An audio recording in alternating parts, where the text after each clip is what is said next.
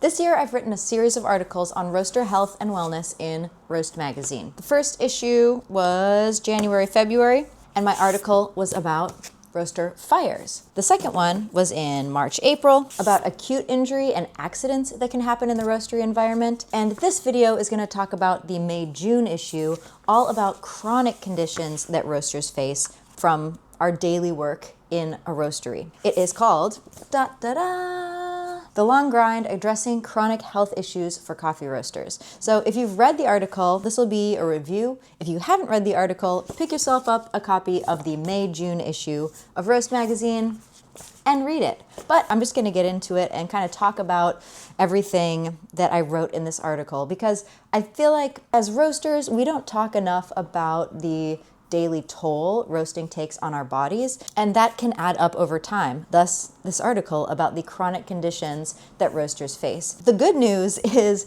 that if we are aware of these conditions, if we're aware of the risks and hazards that can happen in a roastery environment, then we can take steps to prevent long-term health implications, consequences, etc. So, I want to talk about this. I want to address chronic health issues for coffee roasters. Let's get into it.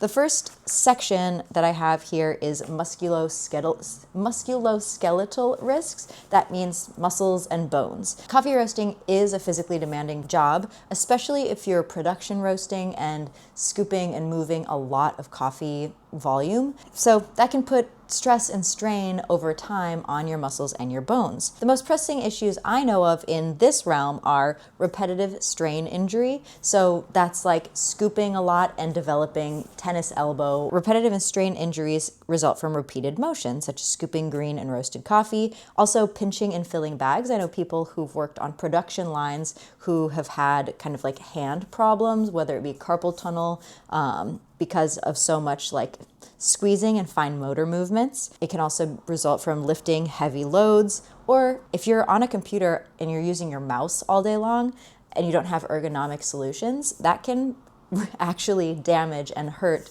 your hand, your wrist, your elbow, your shoulder, and even into your back. Muscle strain and back injuries, obviously from trying to lift heavy things. I'm gonna say this many times, nobody should be lifting a full bag of green coffee by themselves. There's like no reason for it. If you weightlift, if you have proper training and technique, fine. I'm not gonna argue with you, but there are other ways we can move bags of green coffee that don't increase the chances for you to get hurt. I also want to mention that if you're lifting a lot of weight over the course of an entire roast day, you're probably going to get tired and your form, your strength are going to break down. So the risk of injury can increase towards the end of a shift because you're tired and you're not concentrating as well. Then we also have mobility issues. A lot of roasting is standing next to the roaster, and that can put a lot of stress on your knees and on your feet if you don't have proper footwear, you don't have proper support. So some things we can do to mitigate for these are, number one, learn proper lifting techniques. If you're going to lift a green coffee bag, even if you're not, even if you are going to be lifting a coffee bag with a coworker, even if you're just going to be like picking a green coffee bag up from the side and setting it up, you really still want to learn good lifting techniques so you're not putting unnecessary strain on your muscles. Basically, and I'm not a physical therapist, I'm not a movement specialist, so consult with your doctor or PT to learn proper lifting technique. But basically, it means bracing yourself, it means lifting with your legs, not your back, and it means, in my mind, proper lifting technique is asking for help from a coworker. Another way to move a green coffee bag is to keep it on a pallet, and then if you have a pallet jack or a forklift, you can just move it around that way, or you can get a dolly, put the coffee bag on the dolly and then wheel it around that way. I've also seen some roasteries, which I think is really cool, that have kind of like a claw arm hanging from the ceiling to grab large amounts of weight at a time, move them. Maybe I should do a video about alternative ways to move a coffee bag. If you want to see that, let me know in the comments below. Another thing you can do is using ergonomic equipment. I am a huge proponent of finding a scoop that works for your body and like your workflow. I've used a dozen different scoops, and there's one in particular that makes my wrist feel good. It doesn't put strain on my wrist. There isn't one scoop that works for everyone because everybody's hands are different, the sizes of your hand, the way that your wrist moves, etc. So find a scoop that works for you and make sure that everyone is equipped with a scoop that is ergonomic for them. And something that I think a lot of people don't think about is the table height. If you're standing and your hands have to be up like this all day long, you're gonna get tight shoulders. If you're really, really tall and your tables are too low, that can also put strain on your muscles. So making sure that equipment is calibrated for everybody's body, I guess. Also, stretching, strengthening, and staying aware of posture. I think it's a great idea to have kind of a stretching routine throughout the day during a production shift, whether that's just, doing little stretches like this, doing some squats. Keeping your muscles activated can help decrease the chance of injury. Talk to someone who knows about musculoskeletal system so that you can have real, legit, doctor-approved information. I want to point out the importance of anti-fatigue mats. A lot of roasteries are on very, very hard ground, concrete, and there is no reason to not have an anti-fatigue mat. Whether or not you have really great shoes with really great padding and support, I think all roasters, especially if you're standing at your roastery for a long time, you're standing in the production line for long periods of time, get anti-fatigue mats. That is something that employers should provide for employees. So if you're an employee and you don't have anti-fatigue mats, ask your employer for anti-fatigue mats on the places that you stand most regularly. And the last tip for preventing muscle and bone injury is to rotate tasks throughout the day. This can be difficult, especially on small teams and in really fast-paced roastery environments, but it also can really help to mitigate both for, physical injury, but also boredom and losing interest in what you're doing. I think a lot of roasters and roasteries get caught up in the production cycle, and they don't take a step back to say, where are the efficiencies? What could we change? What could we make better? Where could we make kind of quality of life better if we rotated tasks? It might be a little bit inefficient at the outset because you have to relearn pacing and whatever, but this is something I think a lot of people could implement, and it would help long-term, big picture, to keep roasteries more safe and more engaging in general. Now let's talk about noise hazards and hearing loss, which can happen in a roastery environment. Especially if you are in a big production facility with multiple roasters going, bagging machines, color sorters, grinders.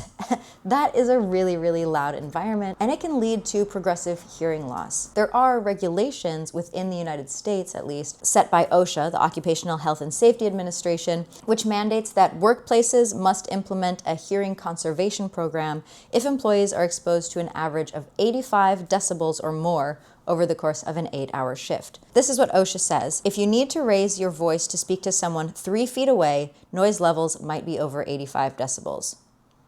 I don't know any working roasteries where that is not the case. Maybe some kind of smaller boutique roasters, but a lot of roasteries, you can be standing right next to someone and basically be screaming at them, and it's still hard to hear. So if this applies to you, I would recommend measuring the decibels throughout your workday. You can get a specialized piece of equipment that does this, or you can find an app. There are a variety of apps that can measure decibel levels, just so that you know what you're being exposed to, and then you can take preventative measures. Preventative measures basically mean wearing ear protection.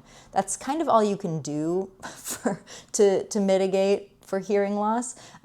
However, you can also do what I said before and rotate tasks, so no one person is exposed for a super prolonged period of time to really, really high decibels that can damage irreversibly your hearing. Another chronic issue that can develop for roasters is green coffee allergies. I know more than a handful of roasters who, whenever they step into a roastery, start sneezing uncontrollably. I'm actually starting to get this way. The last couple of times I've gone to warehouses, I've gotten very, very sneezy. I hope I haven't developed a green coffee allergy, who knows?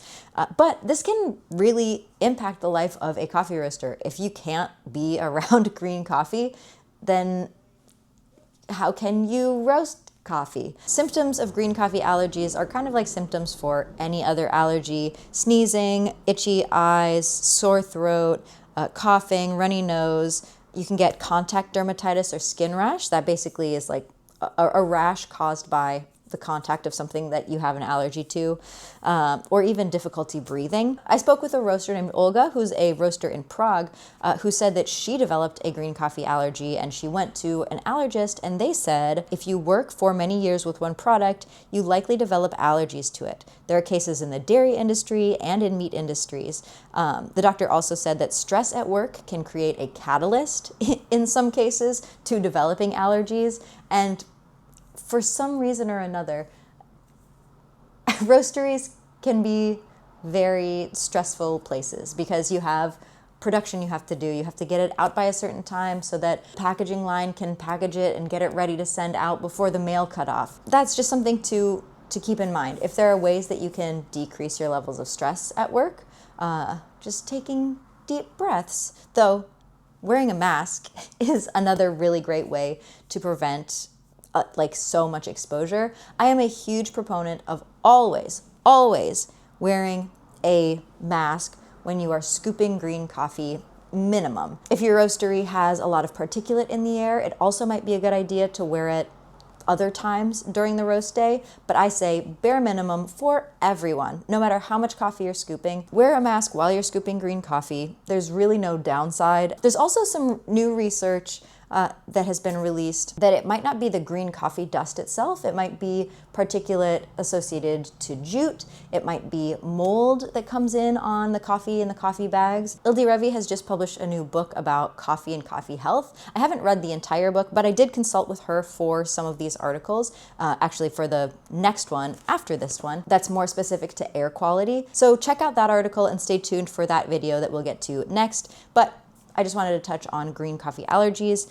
This article does have a short section about air quality and respiratory damage, but again, I go in much more depth, much more detail in the next article. I will just say that particles in the air, whether that's smoke or mold or dust or chaff or whatever, can be inhaled while you're working in a roastery, and that can cause irritation or chronic issues. So wear a mask, especially, and again, I get into this in the next article, when you're cleaning your roaster, wear a mask or even a respirator, like something that's a little bit more substantial that blocks more particulate than just a mask. But again, bare minimum, when you're scooping green coffee, wear a mask, please, for your own safety, for your own sake. Another risk for roasters that we really don't talk about is mental health and burnout. A lot of coffee roasting is repetitive if you're a production roaster.